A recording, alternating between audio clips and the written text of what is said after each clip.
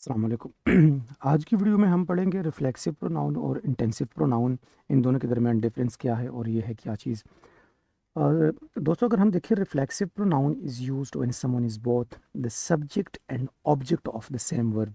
यानी वही बंदा, सेम पर्सन, वो एक्शन परफॉर्म भी कर रहा है और एक्शन का रिसीवर है, यानी वो एक्शन रिसीव भी कर रहा है। सो इस केस में फिर हम यूज़ करते हैं प्रोनाउन रिफ्लेक्सिव प्रोनाउन। अभी रिफ्लेक्सिव प्रोनाउन है क्या चीज़?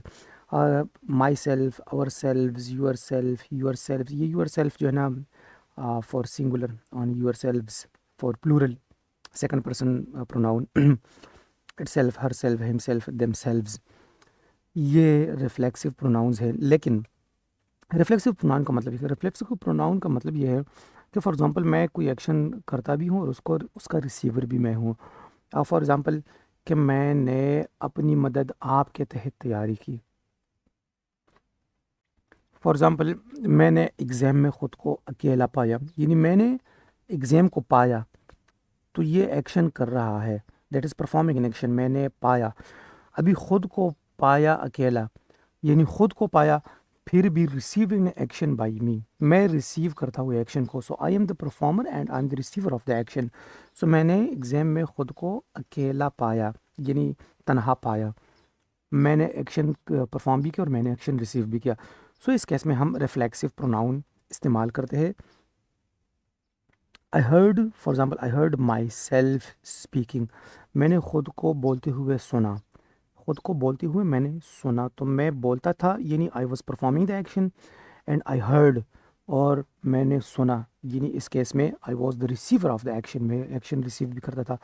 आई जो है ना, वो सब्जेक्ट है, वो सब्जेक्ट भी है। I heard my self speaking, वो स्पीकिंग भी करता था, और आई ऑब्जेक्ट भी ही इस केस में। ऑब्जेक्ट किस तरह है कि आई वॉज, यानी लिसनिंग, उसने लिसन किया, उसने हर्ड किया, वो आई सब्जेक्ट भी था और ऑब्जेक्ट भी था इस केस में। तो इस केस में हम रिफ्लेक्सिव प्रोनाउन इस्तेमाल करते हैं when when there is the subject and object। यहाँ पे मैंने लिखा है someone is both the subject and object of the same verb। अच्छा, इसके अलावा अगर हम एक और एग्जांपल देखें, he prepared himself for the competition, उसका कंपटीशन था।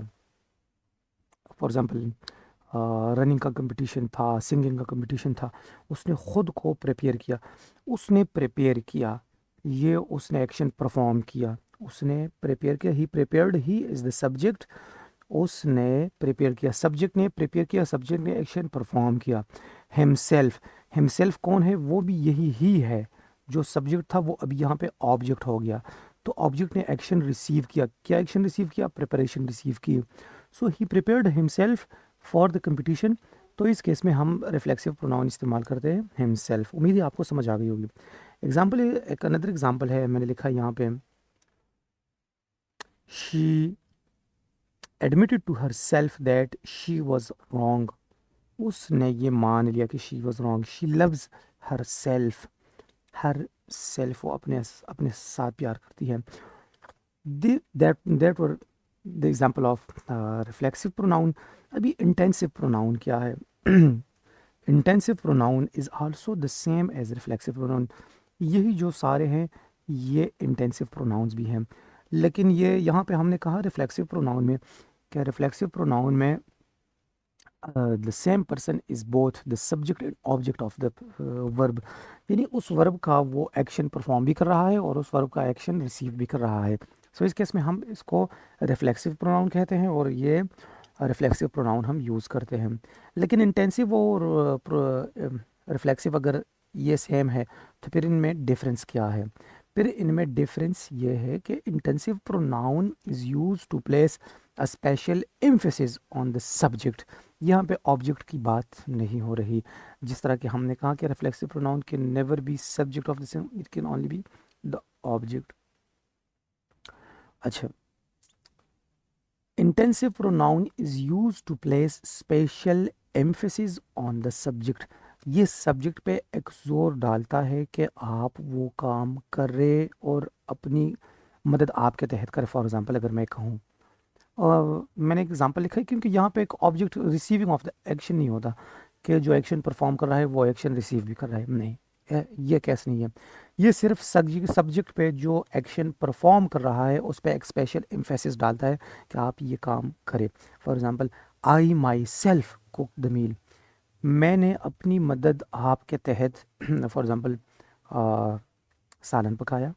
आई माई सेल्फ, ये माई सेल्फ जो है ना, ये आई पे एक स्पेशल एम्फेसिस, एक जोर डालता है आई पे कि आप अपनी मदद आपके तहत या ये काम करें या मैंने किया है अपनी मदद आपके तहत या अपने साथ मिलके ये मैंने किया है। They them selves. अच्छा, इसके ये जहन में याद रखिए इसका। मैं एक और भी हिंट दे दूँ आपको कि जो इंटेंसिव प्रोनाउन है वो they are followed by the subject, they are followed by the subjective case of the pronoun. जो सब्जेक्टिव केस ऑफ प्रोनाउन है उसको फॉलो करेंगे the reflexive pronoun, sorry intensive pronoun जितने भी हैं। ये वही रिफ्लेक्सिव प्रोनाउन है, लेकिन अगर ये स्पेशल एम्फेसिस डालता है तो इसको हम इंटेंसिव प्रोनाउन कहते हैं।